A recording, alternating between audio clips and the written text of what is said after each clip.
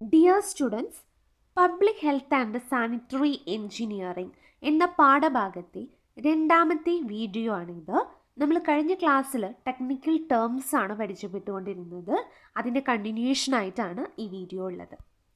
അപ്പോൾ ഇവിടെ നമ്മൾ ആദ്യമായി പരിചയപ്പെടുന്നത് പ്രസിപ്പിറ്റേഷൻ ആണ്. എന്താണ് പ്രസിപ്പിറ്റേഷൻ അല്ലേ?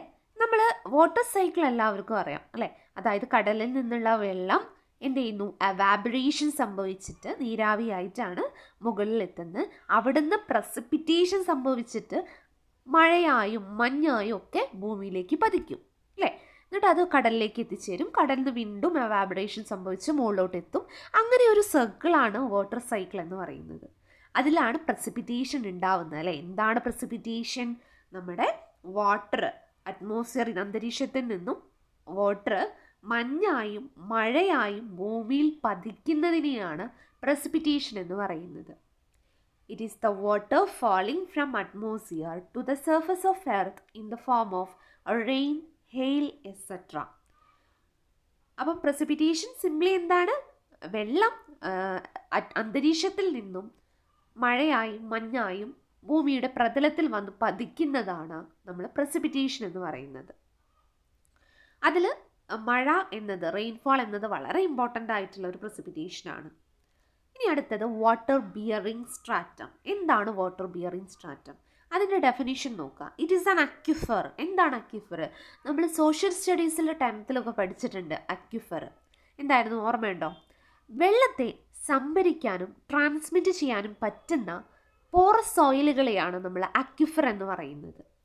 നമ്മുടെ വാട്ടർ ബിയറിംഗ് സ്ട്രാറ്റം അത് ഒരു അക്വിഫറിന് ഉദാഹരണമാണ്. വെള്ളത്തെ സ്റ്റോർ ചെയ്യാനും അതേപോലെ തന്നെ ട്രാൻസ്മിറ്റ് ചെയ്യാനും പറ്റും. മാത്രമല്ല ഇതൊരു പ്രകൃതിദത്തമായിട്ട് ഒരു അണ്ടർഗ്രൗണ്ടിൽ ഉണ്ടാവുന്ന ഒരു സ്റ്റോറേജ് റിസർവോയർ ആണ്.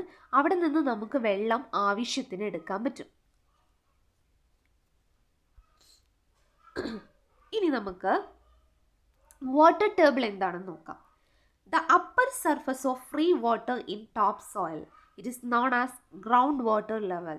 നമ്മൾ ഭൂഗർഭജലത്തിൻ്റെയൊക്കെ നിരപ്പ് ഉണ്ടാവുമല്ലോ, അതിൻ്റെ ആ ലെവല്, മുകളിലത്തെ ലെവല്, അതാണ് വാട്ടർ ടേബിൾ എന്ന് പറയുന്നത്. സാധാരണ നമ്മൾ വാട്ടർ ടേബിളൊക്കെ ഇപ്പോൾ ഇത് ഇങ്ങനെയാണെങ്കിൽ സാധാരണ നമ്മൾ ജിയോടെക്നിക്കൽ എഞ്ചിനീയറിംഗ് ഉണ്ട്. നമ്മൾ അതെന്ന് പറഞ്ഞാൽ മണ്ണിനെക്കുറിച്ചും ഒക്കെ പഠിക്കുന്ന ഒരു എഞ്ചിനീയറിംഗ് ഭാഗമാണ്. അതിലൊക്കെ വാട്ടർ ടേബിൾ അധികം ഇങ്ങനെയാണ് നമ്മൾ ഡിനോട്ട് ചെയ്യുക. ഇതാണിപ്പോൾ ഇതുണ്ടെങ്കിൽ വാട്ടറിൻ്റെ ലെവൽ ഇതാ ഇങ്ങനെയാണ് നമ്മൾ ഡിനോട്ട് ചെയ്യുക കേട്ടോ. വാട്ടർ ടേബിൾ ഉണ്ട് എന്നാണ് അതിൻ്റെ അർത്ഥം അവിടെ.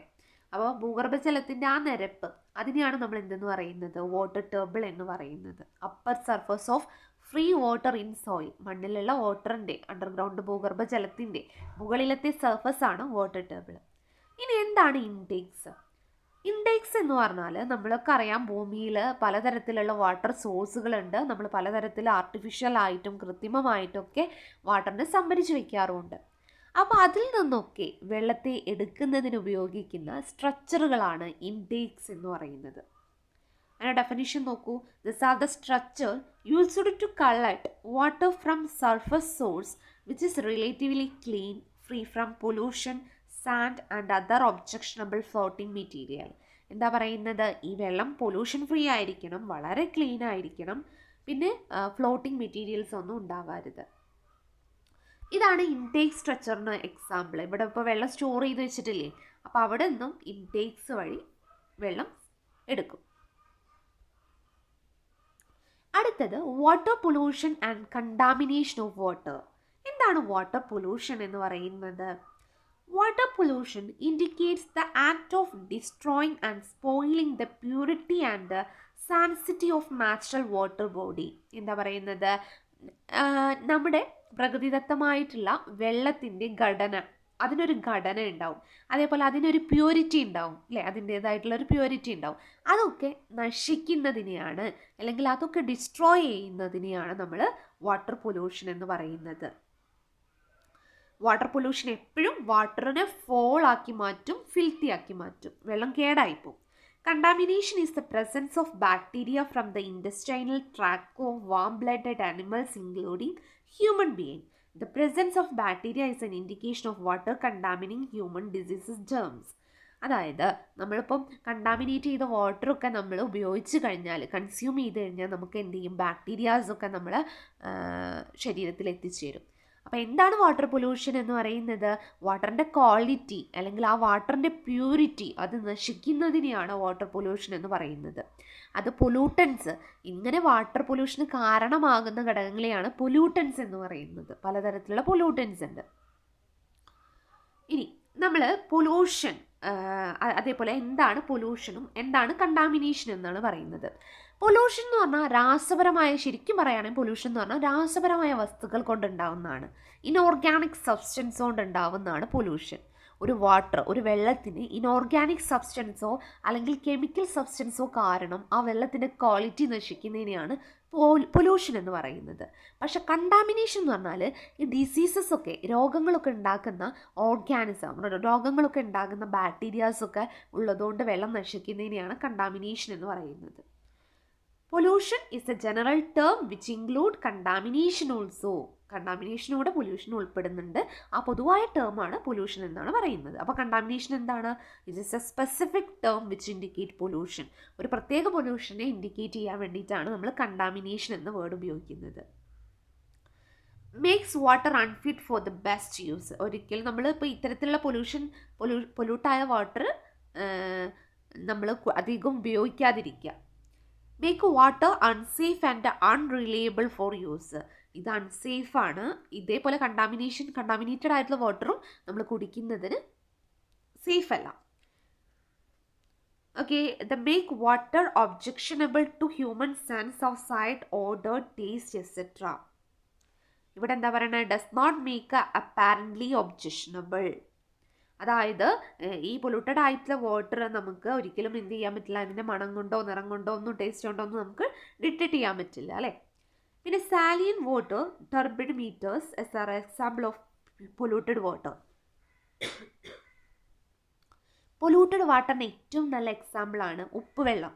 അതേപോലെ തന്നെ ടർബിഡ് വാട്ടർ. ടർബിഡ് വാട്ടർ എന്ന് പറഞ്ഞാൽ അങ്ങനെ പൊടിപടലങ്ങളൊക്കെ ഉള്ള വെള്ളം, അതാണ് ടർബിഡ്. ടർബിഡിറ്റി എന്ന് പറയുമ്പോൾ എന്താ, ഇങ്ങനെ ആ പൊടിപടലങ്ങളൊക്കെ ഉള്ളതുകൊണ്ടാണ് ടർബിഡിറ്റി എന്ന് പറയുന്നത്.